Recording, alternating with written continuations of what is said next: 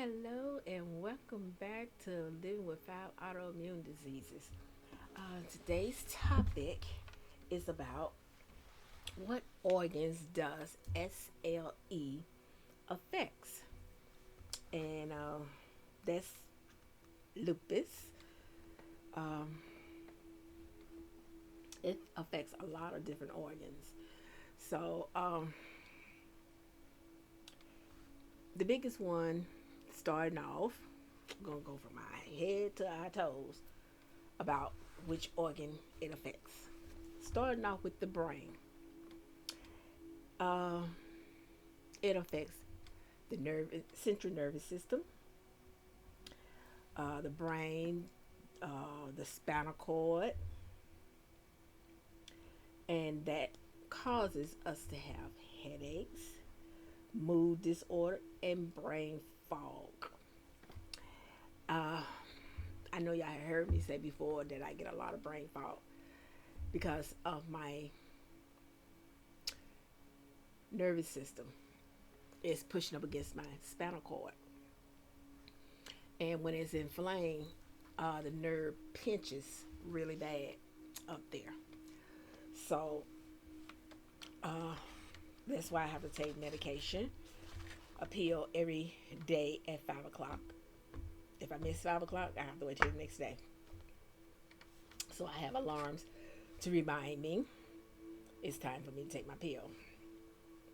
I have a 5-minute alarm. Give me 5 minutes. Whatever I'm doing, I can stop, go get my pill, and have it nearby. And then when that 5 o'clock alarm go off, I can take my pill. Now with this one, I don't have to eat anything, but the one that I have to take at 7 o'clock, that I take at 7 in the morning, 7 at night, I have to eat with that one. But that's where I have the brain fart at times, where I forget something that I'm about to say, and I lose a train of thought. You know, and that just part of what happens is, when you go through brain fart. And anybody that suffer with it, they know what I'm talking about. It's nothing uh, light and easy that you can deal with. You know, is just I go through it every day, mostly, and I'm learning to cope with it. Put it like that. I'm learning to cope with it, and my kids know when that happens, they just, oh, you just getting old, whatever. But the next one that it affects also, now when left the brain, we're going to the eyes. It causes dry eye. And I'm not going to even try to pronounce the proper way of saying this word because I have a speech impairment. So I'm going to just go with dry eye. It causes blurry vision, blurriness. You can be sensitive to light, that I am. And you can get swelling around your eyes, both eyes. Uh, your eyes can itch, you know, and it make sometimes it feel like you got something in your eye. Yeah, I go through that too. I go through with the blur vision, the sensitive of light, and feel like something in there. But I never had the swelling or the, oh, I do have to get the itching part, but the swelling around the eye and stuff like that, I have never had that. But that's a part of dealing with lupus because uh, lupus is a disease that a lot of people don't know and don't understand it or know anything about it. And with me, when I was first diagnosed, I didn't know nothing about it. I had never heard of it.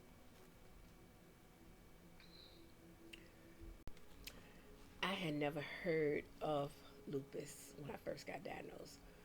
But over the years, I have learned so much stuff about lupus. By me living it, I learn something new every time. Especially when something different is happening to my body that I know have never happened before. And then when I go in and see the doctor and stuff, it is related to lupus. So when I was reading on my lupus team app, and this came up, I'm like, oh, this is a great topic to talk about, because a lot of people don't know what parts of the body that lupus affect. Lupus affects the whole body in different ways. But I'm gonna move on down the road to the next one. It's our mouth.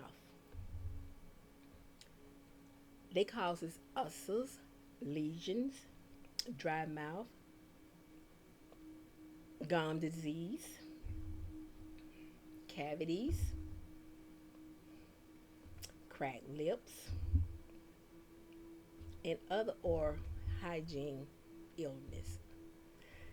I know I have always talked about that. I have lesions. I have ulcers that comes in my inside of my lip, inside my jaw, on my tongue. That's what lupus do. It's a flare, and a lot of times I can tell when I'm gonna have a flare up, and mostly my flare ups come when I'm stressed. So I try not to get as stressed as much as I can, because having, it never, I never know exactly where the flare up gonna come when I'm stressed. But when it do start, I know it's gonna, okay, this area here is irritated, so I'm gonna have a flare up there. I know when I'm gonna have a lesion on my jaw and on my tongue, because it feel like I have my tongue have been split on the side or something. That's how I can tell that I'm getting lesions on my tongue, and that's when I'm stressed, and I notice that. Or I can get a bruise. It start off like a little purple, like black spot, like I bumped my leg up against something. That I know that's gonna be a lesion or a bruise right there, because it's gonna swell. It's gonna get big. So as you go, always make sure you have a journal. Note these things down.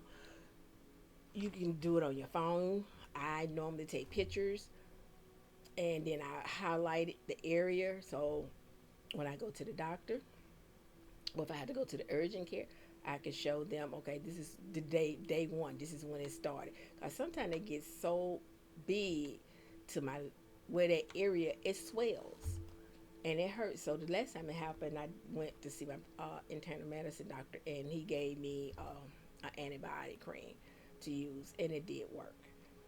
But it's best to have a journal and notice these things. Don't ignore the smallest something. Don't ignore it, because it can turn out to be bigger. And it's always best to go see your physician and talk to your physician. Try to get them to listen to what you have to say. Make a compromise. Say, hey, I'm going to listen to what you have to say. Can you listen to what I have to say? Because we the only one knows our body. They know the medicine part of it, but we know our bodies are going through and how they feel. And that brings me to our next one. It's our heart. It's That's a very high risk factor, because you can have cancer, heart disease. You can have um,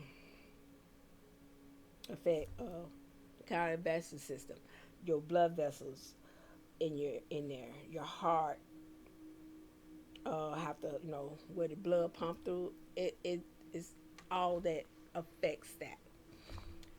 If lupus attacks your heart and make it beat fast, ribbon, because with me, I can at times I can hear my heartbeat. I can hear it. I can hear my heartbeat when I'm laying down or just sitting still because it's racing. And I go to my internal medicine doctor and I see him and I let him know, okay, this is what's going on. You do an EKG and all that there and see, what's going on with my heart. But I know I was, ever since I was little, I had a heart murmur. And now I have an irregular heartbeat. So they monitor my heartbeat and everything also because I have to go and get a full workup before I can have surgery done. Any surgery because of my heart, and they want to make sure that I'm gonna be able to, take the anesthesia. Is I'm gonna be able to, be there, the length of time that they need to do the surgery and all that. But like I said, if you feel that your heart is fluttering or something ain't right, talk to your doctors. Tell them, look, this is what's going on. What's been going on for a while. That's why it's very important to have a journal of notating all your stuff in. With me, I have a little booklet like this that I keep my notes in. Um, it zips up and everything. So I have for my medical stuff. You know, this day happened, that day happened, what happened on that day, how I felt when I took that pill. Anything new, any antibiotics or medicine they give me when I had the flu or something, I notate it and know how it made me feel. So if they're gonna redo that again, I don't know. Let me check my book. That made me feel funny. This here this didn't act right with me. So I write all this stuff down to say it's best to know what medications work for you and what doesn't work for you, and what makes your body feel. Because if you don't tell them, they're gonna give you the same medication again because they think it's working when it's not working. That's why I said when I went in and I let him know, okay, this is what happened when you gave me the prednisone the last two times. Let's find something else that works other than prednisone. So he did. He like, okay, no prednisone, antibiotics, just straight antibiotics. Excuse, but to say that's what I'm saying. It's always best to have these things wrote down so that when you go to these doctors, they know what you're talking about. They won't be looking at you like, telling you like a lot of them told me. Rheumatologist told me, oh, it's all in your head. You don't have this. You don't have that. But you have black and white documents from other doctors and labs stating that this is what's going on. But they telling me this is not what's going on. So I guess all the rest of these people is wrong. That's why I was going through so many rheumatologists. So now my pulmonologist is going to be my rheumatologist and my pulmonologist because it's hard for me to find one here where I live to actually listen. And then they want to look at me like I'm crazy, but then they want to send me to have lab work done every month. No, you're gonna constantly keep sticking me in, but you can't tell me what's wrong with me. No. Mm-mm. Oh, you can't give me nothing to help with the pain. No, no. So now my favorite, least favorite. Let's move on to our lungs. Now that I do have, I have problems with my lungs.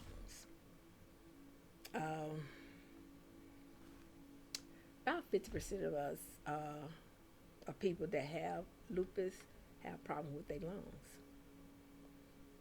and they get the inflammation in the lining of the lungs, where I get the scar tissue in mine, where the little pockets in there that look like little grapes. Those are drying up.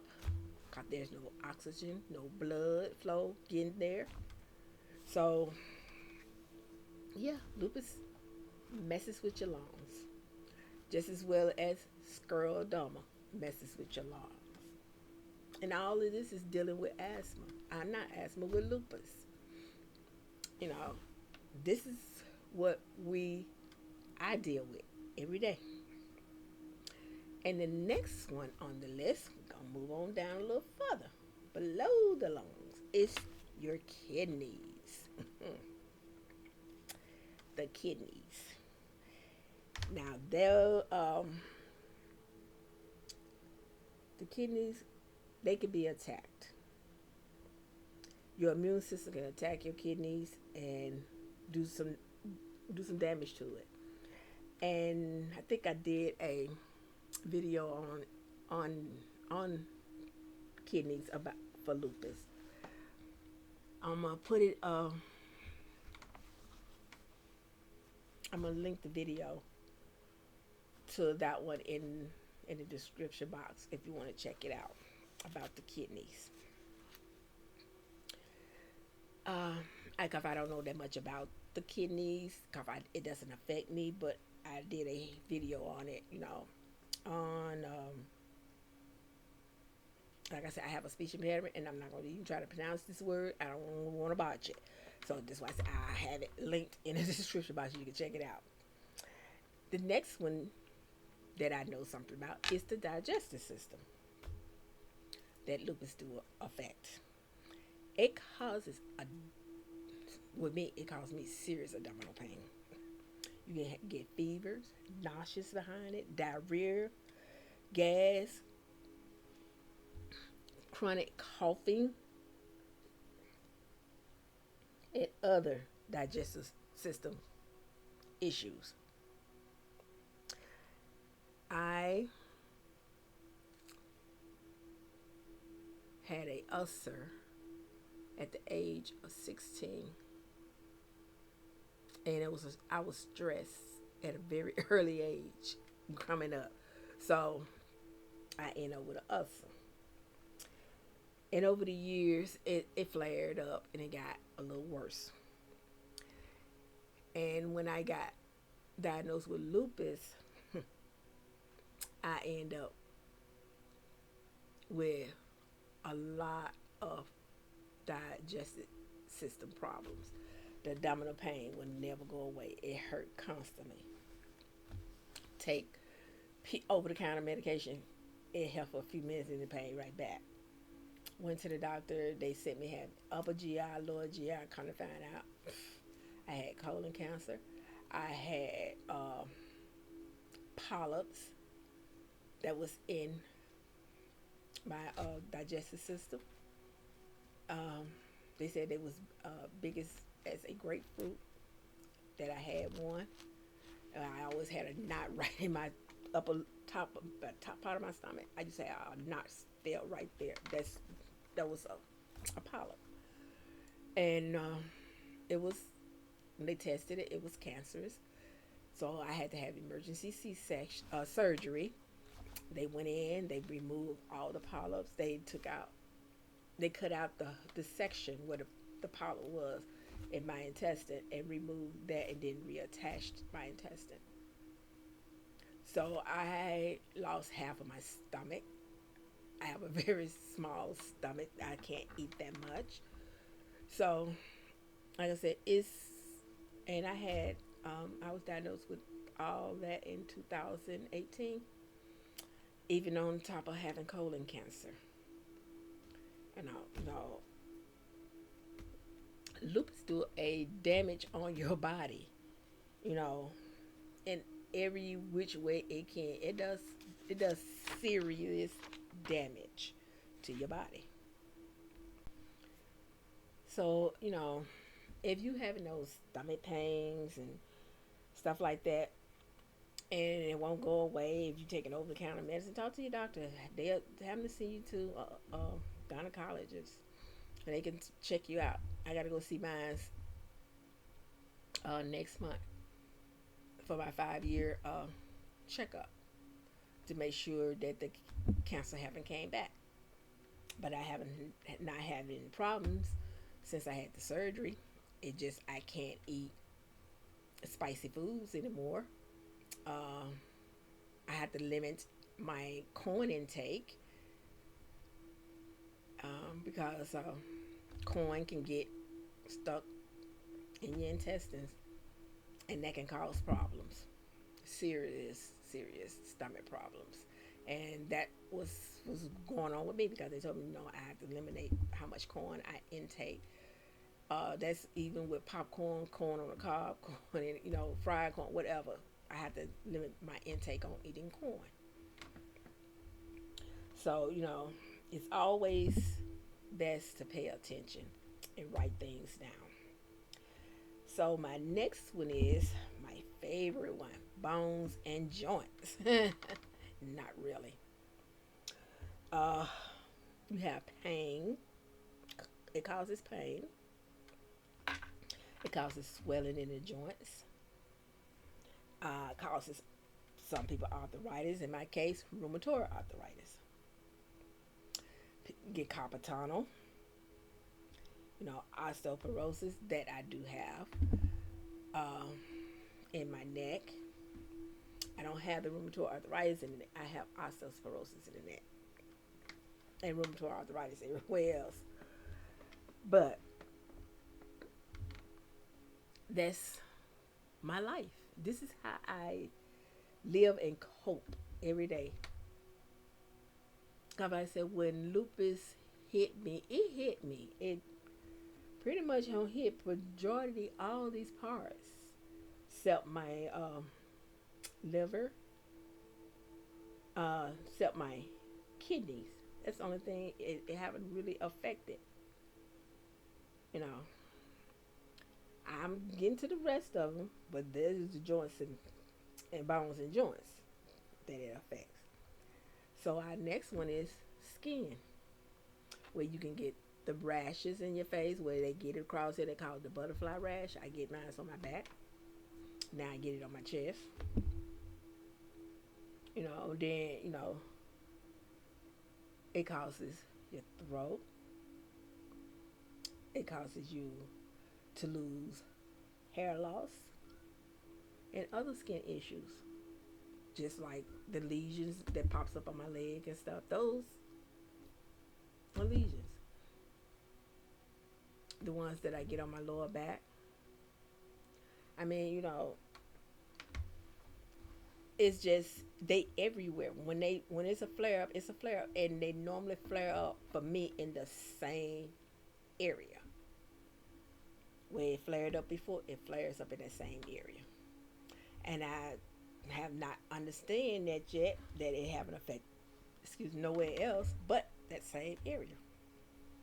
And my doctor don't have no idea neither why it does that, unless it just it's just there. That's where the lupus is attacking right at that time. Constantly in that same area. So that's all I can see it's doing. But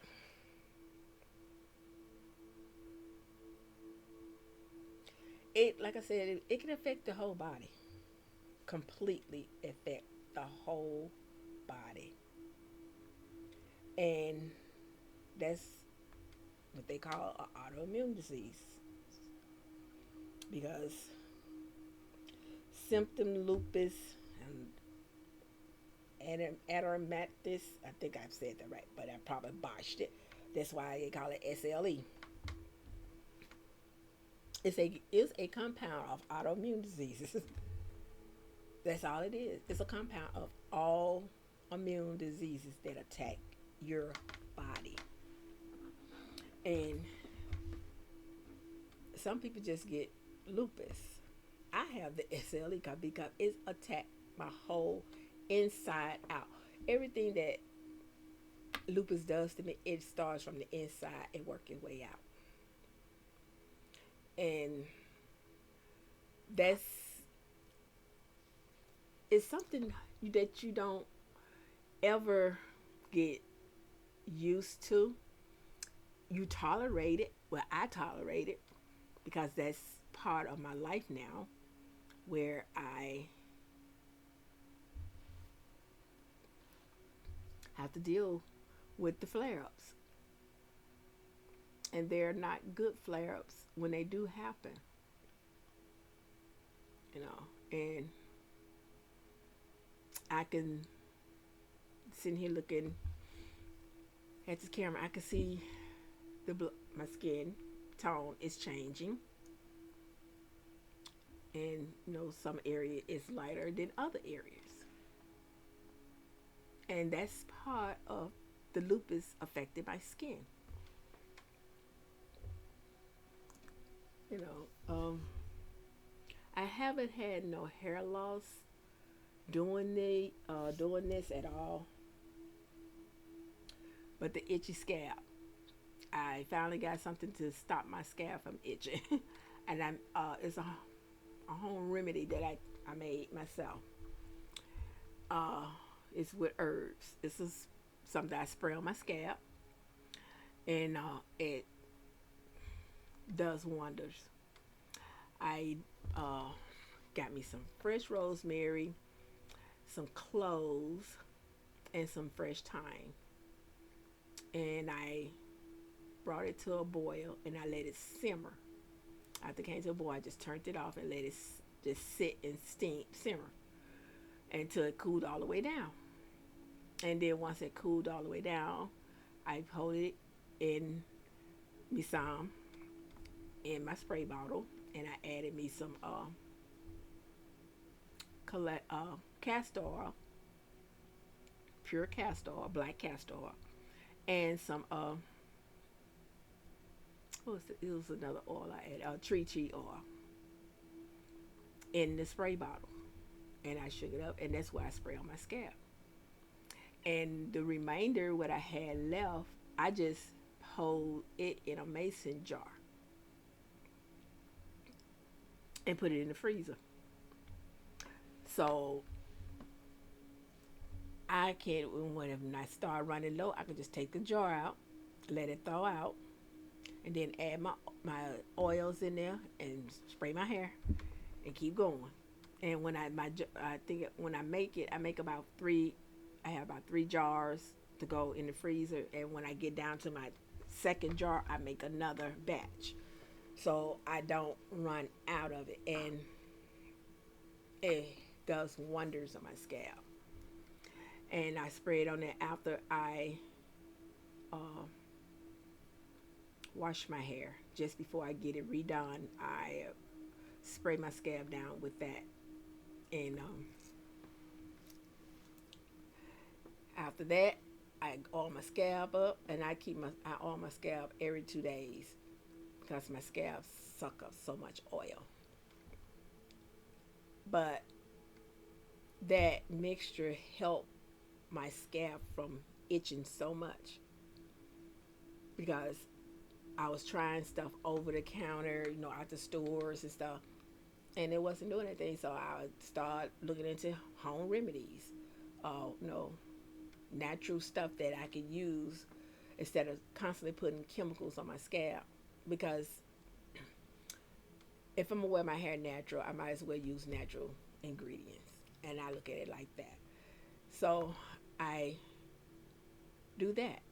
And when I started, just before I go and get my antibodies, I will wash my hair, spray my scalp down real good, and I will oil my scalp with shea butter. I use the yellow shea butter, or I use the white, whatever, as long as it's pure shea butter.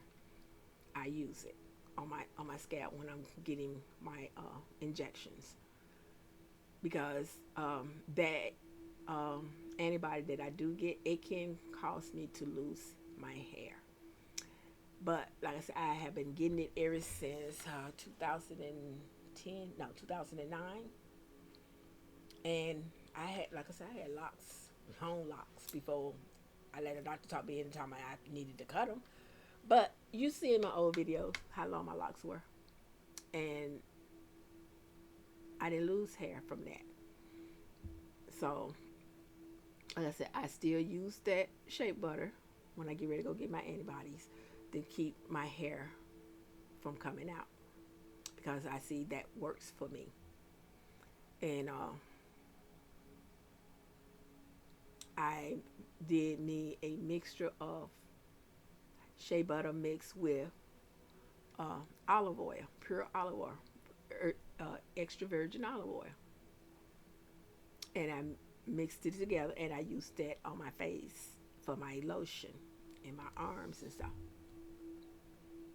And you know that helps. So like when I get a rash or bump or something coming my face, the shea butter will actually get rid of the blemishes. And like I said, I could see it in my face. Is the pigmentation is changing. There's nothing I can do about that. But I can use my shea butter lotion to make sure, that eventually my skin tone will even out. But that is part of what lupus does. And that's what it does to my skin. I don't know what it does to anybody else's skin, but that's what it does to mine. And that is my regimen that I use. I also use witch hazel to clean my skin. And I do that twice a week. I do it on a Monday morning, and I do it on a Saturday morning to clean the pores. Because by me using the shea butter on my skin and the olive oil every day on my skin, I have to make sure I clean my pores. Because I don't want them to get bagged up. And then you have acne and all that stuff. No. But I take me a cotton swab and put me some witch hazel on it and clean my skin. I have one that I mix with some rose water. I have another one that I mix with some ginger water, witch hazel, that I mix with some ginger water. I boil me some ginger, fresh ginger, let it seep and pour the witch hazel in it and put it back in the little bottle it came in once it cooled down. And that's what I use on my face. So, if whatever one I feel like going with that day, that's one I grab and I use it. And then I buy the little face mask to go on my face after I use the witch hazel. I will put on a charcoal mask. It's those black ones, and I put it on my face for 20 to 30 minutes, whatever, how long it says on the package. That's how long I leave it on. Mostly they say 30 minutes. And I leave it on. And the ones I get, I don't have to rinse my face. Just dry my face, then I put my lotion on. And my day goes. I don't know if that video's still up or not, or did I delete it, where I did a skincare, and then again I probably never posted a morning skincare ritual on my skin, and I probably do one again. And a hot wax, I did that one. I know I've been saying I'm gonna do one for my feet, but I gotta get my camera to act right and everything when I'm doing it. But I just, want to share, excuse me.